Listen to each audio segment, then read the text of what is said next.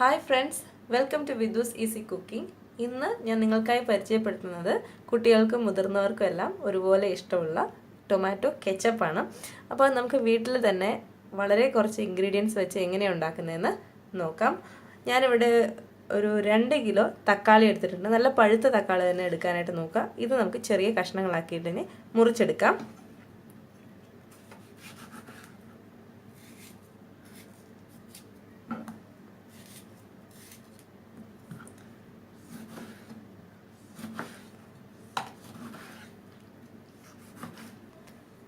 തക്കാളിയൊക്കെ നന്നായിട്ട് മുറിച്ചിട്ടുണ്ട്. നമുക്കിനി ഇതിനൊരു കുക്കറിലേക്ക് ഇട്ട് കൊടുക്കാം.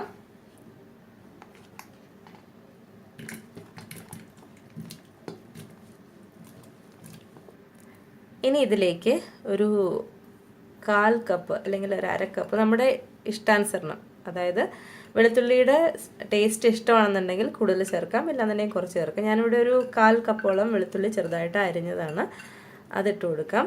അതിൻ്റെ കൂടെ തന്നെ 1/4 കപ്പ് ഇഞ്ചി അരിഞ്ഞത്, ഇത് കിസ്മിസാണ്, അതൊരു 1/4 കപ്പ് ഇട്ട് കൊടുക്കാം. ഇനി ഇതിലേക്ക് ഉണക്കമുളകാണ് വേണ്ടത്. ഇനി ഉണക്കമുളക് ഇല്ലയെന്നുണ്ടെങ്കിൽ മുളക് പൊടി ചേർക്കാം, പക്ഷെ മുളക് പൊടി ചേർത്ത് കഴിയുമ്പോൾ വേറൊരു ടേസ്റ്റ് ആയിരിക്കും. നമുക്ക് ഉണക്കമുളക് തന്നെ ചേർക്കുന്നതാണ് കുറച്ചുകൂടി നല്ലത്. ഒരു 10-20 എണ്ണം ഇതിനകത്തിട്ട് കൊടുക്കാം. ഇത് ആപ്പിൾ സിഡർ വിനീഗറാണ്, ഇതൊരു 1/4 കപ്പ്. ഇനി ആപ്പിൾ സിഡർ വിനീഗർ ഇല്ലയെന്നുണ്ടെങ്കിൽ നമുക്ക് നോർമൽ വിനീഗർ തന്നെ യൂസ് ചെയ്യാവുന്നതാണ്. ഇനി ഇതിലേക്ക് ഞാൻ 1 ടേബിൾ സ്പൂൺ ഉപ്പ് ചേർക്കുന്നുണ്ട്. നന്നായിട്ടൊന്ന് മിക്സ് ചെയ്യാം. വെള്ളമൊന്നും ഒഴിച്ചു കൊടുക്കണ്ട, കാരണം തക്കാളിയിൽ ഓൾറെഡി വെള്ളം ഉള്ളതുകൊണ്ട് വെള്ളമൊന്നും ഒഴിച്ചു കൊടുക്കണ്ട. നമുക്കിത് ഒരു 2-3 വിസിൽ വരുന്നവരെ, അതായത് തക്കാളി നന്നായിട്ട് വേവണം, അങ്ങനെ വിസിൽ വരുന്നവരെ നമുക്കിതൊന്ന് വേവിച്ചെടുക്കാം. കുക്കർ അടച്ചു കൊടുക്കാം. നല്ലപോലെ വേവട്ടെ. ഒരു 3 വിസിൽ വരുന്നവരെ നമുക്കിത് വെക്കാം.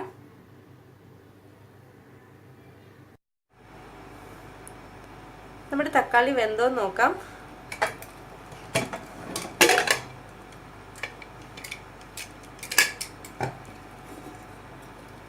തക്കാളി നന്നായിട്ട് വെന്തിട്ടുണ്ട്. നമുക്കിതൊന്ന് തണുക്കാൻ വയ്ക്കാം. തണുത്തതിന് ശേഷം ഇത് മിക്സിയിലിട്ട് നന്നായിട്ടൊന്ന് അരച്ചെടുക്കാം.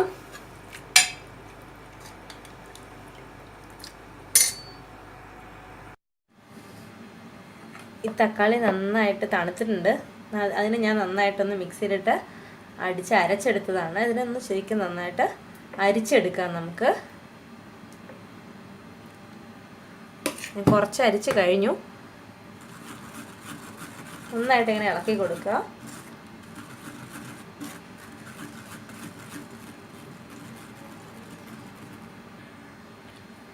ഇത് മുഴുവനും നന്നായിട്ട് അരിച്ചെടുത്തിട്ടുണ്ട്.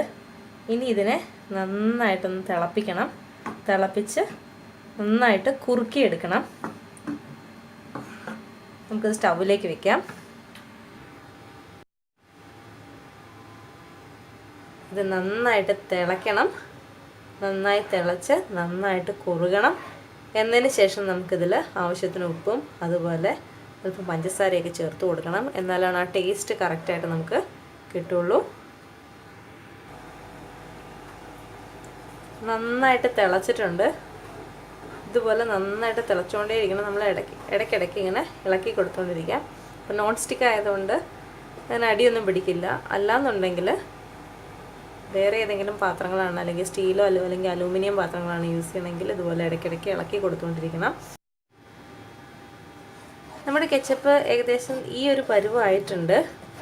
ഇളക്കുമ്പോൾ നന്നായിട്ട് ശ്രദ്ധിക്കണം. എന്താണെന്ന് വെച്ച് കഴിഞ്ഞാൽ ഇതിങ്ങനെ നന്നായിട്ട് തിളയ്ക്കുമ്പോൾ തെറിക്കും. അപ്പോൾ സൂക്ഷിച്ച് വേണം ഇളക്കാനായിട്ട്. ഇനി ഇതിലേക്ക് നമുക്കൊരു 3 ടേബിൾ സ്പൂണോളം പഞ്ചസാര ചേർത്ത് കൊടുക്കാം. നന്നായിട്ട് ഇളക്കാം.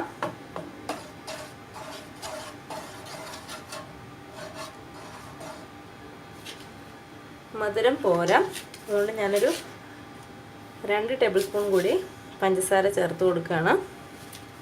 അപ്പം ആകെ 5 ടേബിൾ സ്പൂൺ പഞ്ചസാര ഞാൻ അതിനകത്ത് ചേർത്തിട്ടുണ്ട്.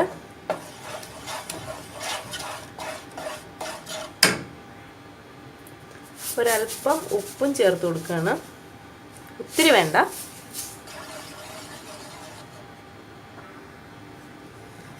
നന്നായിട്ട് ഇളക്കി കൊടുക്കുക. നല്ലപോലെ തിള വരും, നന്നായിട്ട് തെറിക്കുകയും ചെയ്യും. ഈ സ്റ്റൗവൊക്കെ തെറിച്ചിരിക്കുകയാണ്. ഇത് സൂക്ഷിച്ച് വേണം ഇത് ഇളക്കാനായിട്ട്. തീ കൂടുതലായിട്ട് വെച്ച് കഴിഞ്ഞാൽ അതുപോലെ തിള വരികയും ചെയ്യും.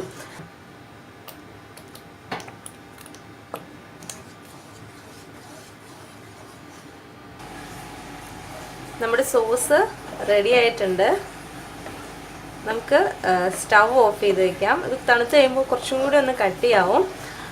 സ്റ്റൗ ഓഫ് ചെയ്ത് നന്നായി തണുക്കാൻ വയ്ക്കുക. എന്നതിന് ശേഷം ഏതെങ്കിലും എയർ ടൈറ്റ് ആയിട്ടുള്ള കണ്ടെയ്നറിൽ സൂക്ഷിച്ച് വയ്ക്കുക. ഫ്രിഡ്ജിലാണെന്നുണ്ടെങ്കിൽ നമുക്ക് ഒരു മാസം അല്ലെങ്കിൽ 1.5 മാസത്തോളമൊക്കെ നമുക്ക് സൂക്ഷിച്ച് വെക്കാൻ പറ്റും. അപ്പോൾ നമുക്ക് സ്റ്റൗ ഓഫ് ചെയ്ത് വയ്ക്കാം. ഇത് തണുക്കാനായിട്ട് വയ്ക്കാം.